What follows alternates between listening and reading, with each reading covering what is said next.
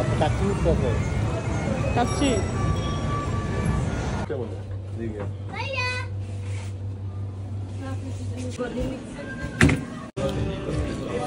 Chicken burger কি কি আছে। সৌন্দর্যের সবচেয়ে আকর্ষণ হলো ফুল, আর গাছে গাছে এই কাঠমান্ডু এসে ফুলগুলো দেখে খুবই ভালো লাগছে। তো আজকে আমরা সবাই সকাল সকালে থামেলের উদ্দেশ্যে রওনা হব, কারণ আজকে 2 দিন যাবৎ আমরা খুবই ক্ষুধার্ত, কারণ আমরা ভালো মতন খাবার খাচ্ছি না। কারণ বর্তমানে যে জায়গাটা আমরা নিয়েছি একদম এয়ারপোর্টের কাছাকাছি, তাই এখানে বেশি একটা ভালো খাবার পাওয়া যায় না। একটু ফাস্টফুড ফুড এগুলো খেলে কি আর পেট ভরে? কারণ আমরা বাঙালি, আমরা তো মাছে ভাতে বাঙালি, যেখানে ভাত পাবো সেখানেই ঝাঁপিয়ে যাব। তাই এই যে একদম 5 কিলোমিটার দূরে থামেল, তো আমরা ওখানে যাচ্ছি গাড়ি দিয়ে। আর থামেলে আসলে আগে কিন্তু ট্যাক্সি নিতে হবে, আর ট্যাক্সি ভাড়া অনেক। আপনারা যদি অনলাইনে ট্যাক্সি অর্ডার করেন তাহলে কিন্তু ওখানে একটু ডিসকাউন্ট আছে। আমরা 400 টাকা করে ট্যাক্সি নিয়েছি, 2টা 800 টাকা। তো আমরা ট্যাক্সি দিয়ে এখন হলো থামেল যাব, বেশি একটা দূর না। তারপর হলো কি ট্যাক্সির দামগুলো, গাড়ি ভাড়ার দাম অনেকটা বেশি থামেলে, আর জিনিসপত্রের দাম তো আরও বেশি, সেটা বা পরেই শুনেন।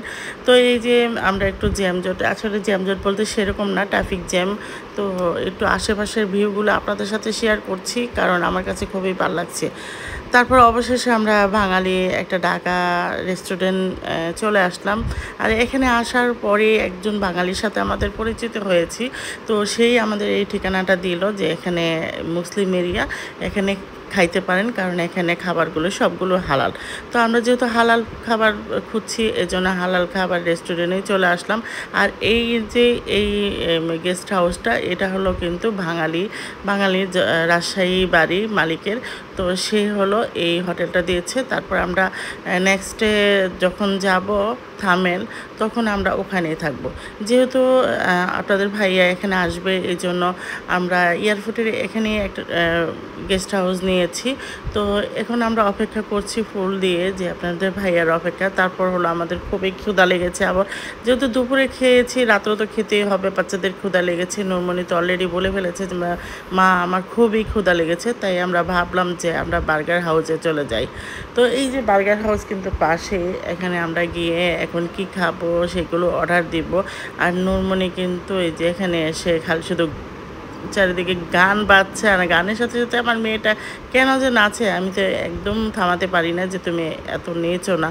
তারপর নুরমণিকে বললাম সামনের দিকে যাও। আর এই দেখেন রেস্টুরেন্টে এত সুন্দর করে ডেকোরেশন করেছে, মাশাআল্লাহ। এখানে ডেকোরেশন দেখলেই মানে একদম মন ভরে যায়।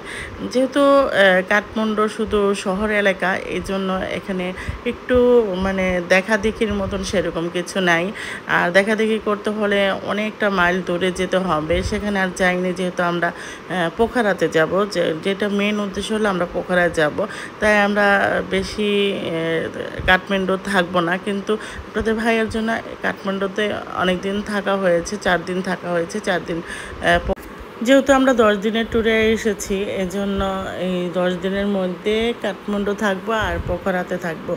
তো এই যে হলো আমরা এখন রেস্টুরেন্টে চলে আসছি। আর এখানে হলো যারা কাঠমান্ডু এসেছে, নেপালে এসেছে, তারা কিন্তু ব্যাগ রেখে এয়ারপোর্টের সাথেই কিন্তু এই রেস্টুরেন্টটা, এটা হলো দ্য বার্গার হাউস।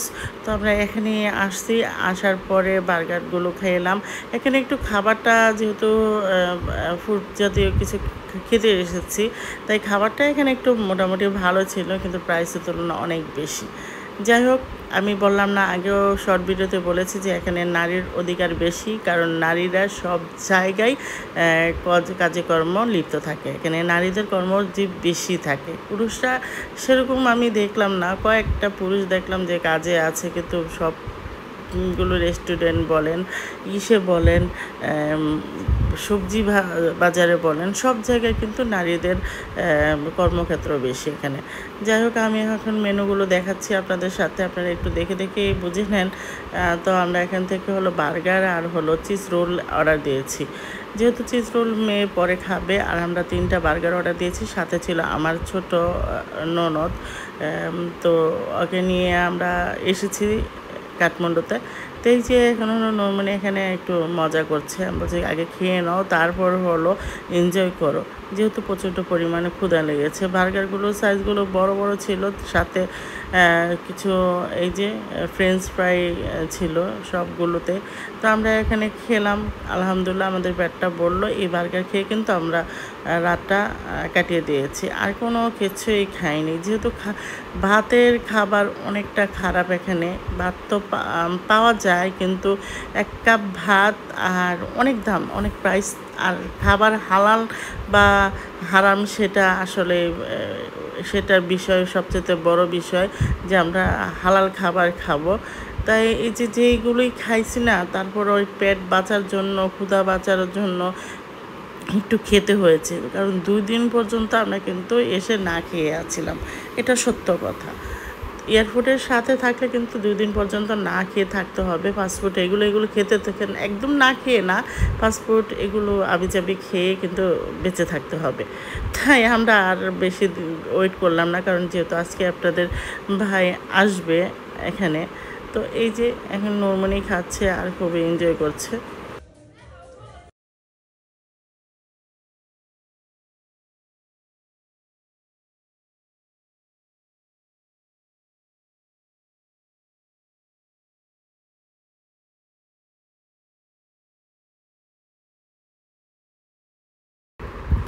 তো আমরা অপেক্ষা করতেছি কখন ওর বাবা আসবে। আমার ছেলে, আমার জায়ের ছেলে আগে ওর বাবাকে রিসিভ করতে গিয়েছে।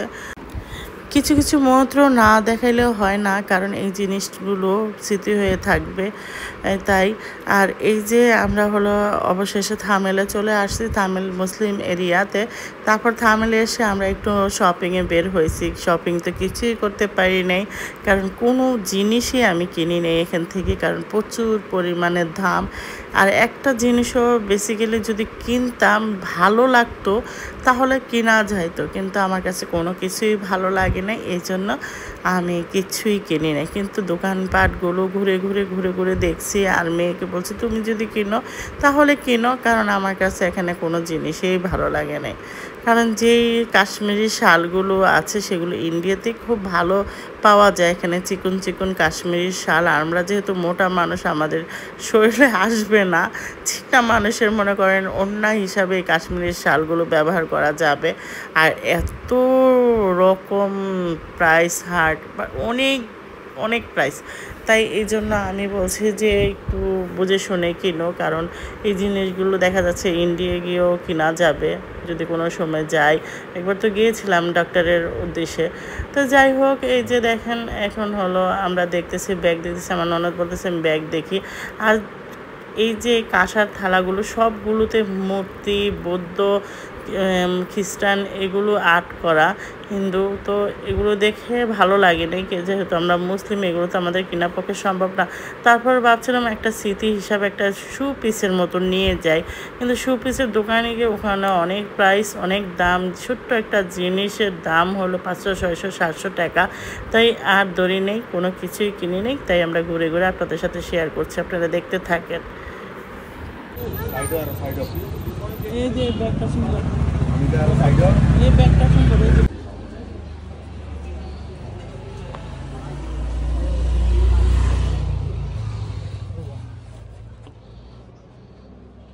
ব্যাগগুলো।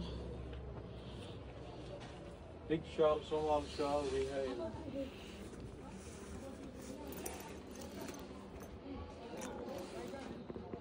এগুলো হাই কোয়ালিটি, এগুলো 500 handmade.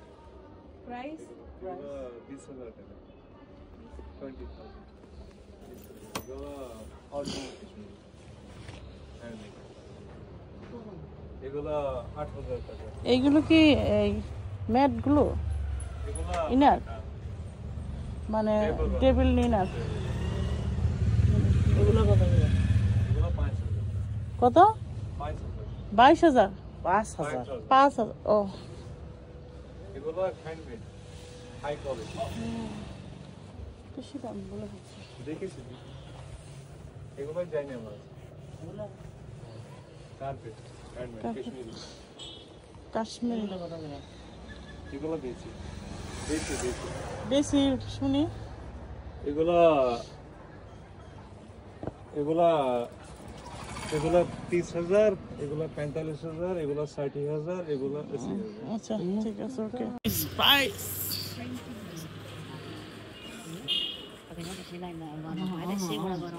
কি এগুলো মা এগুলো হাতের হাতের প্যান্ট দিই price price 100 Nepali each from Nepal. Bangladesh. G yes Dhaka. Yes I know Mirpur, Narsingdi, Bhairav, Kishoreganj घूम के आया वाह बहुत अच्छा था अच्छा लेकिन बेसी गरम गरम है गरम बेसी गरम और तो आदमी अच्छा खाना अच्छा घूमना अच्छा हाँ, रास्ता बड़ा खाना तो सब बहुत अच्छा अच्छा बहुत अच्छा खाना बहुत अच्छा बेसी सस्ता हाँ बहुत सस्ता अनेक सस्ता मैं तो 10 रुपए में मिलता है हाँ, चाय हाँ, है चाय, इधर हाँ। तो 50 से कम 50 में आते ही नहीं बहुत बहुत हाँ, बहुत दाम है क्या करें क्या अगर करेंगे आपको पसंद है तो इनको 50 कर दीजिए 50 हम्म, 50 नहीं नहीं कहाँ से हैं आप नाउ ढाका से नहीं नहीं ढाका से हाँ ढाका से उत्तरा उत्तरा बहुत बिजी था उधर तो हाँ बहुत बारिश Which one?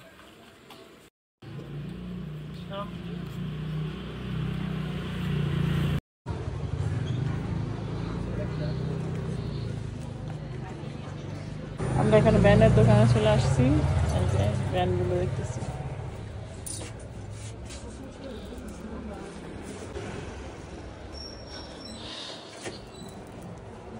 এটা কক্সবাজারের অভাব নেই How much? 250. Beach. ছোট্ট দেখতে একটা নেই এত বড় না বড় নিমো যেটা জি গ্লোবটা দাও ওই যে গ্রুপটা এটা প্রাইস এটা মূর্তি মূর্তি না एक्सपेंसिव कितने का है 3000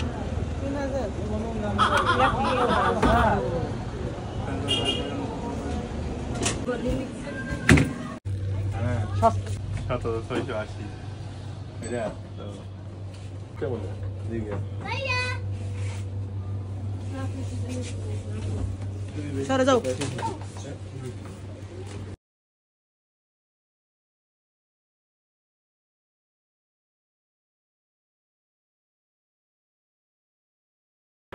আর হ্যাঁ একটা কথা বলতে ভুলেই গিয়েছি এই যে নেপালে এসেছি না নেপালের মানুষগুলোর ব্যবহার এত ভালো যে কি বলবো অনেক ভালো তারা কিন্তু বাঙালিকে একটু ভয় পায় আর ব্যবহারগুলো কিন্তু অনেক অনেক ভালো কারণ যেহেতু নেপাল একটা ছোট্ট একটা দেশ আর সেই জায়গায় অনেক সৌন্দর্যটা সবচেয়ে আকর্ষণ করে হলো পোখারায় আর যদি পোখারার ভিডিও আপনাদের সাথে শেয়ার করি অবশ্যই দেখবেন পাশে থাকবেন অবশ্যই নেক্সট টাইমে পোখারার ভিডিও শেয়ার করব আর এই যে থালাগুলো দেখছেন এখানে সবই মূর্তি বানানো যেহেতু এখানে রাতে হলো অনেক জমজমাট হয় রাতের 8টা 9টা পর্যন্ত কিন্তু সব দোকানপাট বন্ধ করা হয় খালি শুধু মদের দোকানটা খোলা থাকে কারণ যেহেতু এখানে বেশিরভাগই ফরেনাররা আসে তারা কিন্তু রাত ভরে অনেক আনন্দ করে ড্রিঙ্কস করে তো এটা আমরা আর রাতে বের হই না কারণ আমাদের কাছে এগুলো ভালো লাগে না তো আজকে মতো এই পর্যন্ত আল্লাহ হাফেজ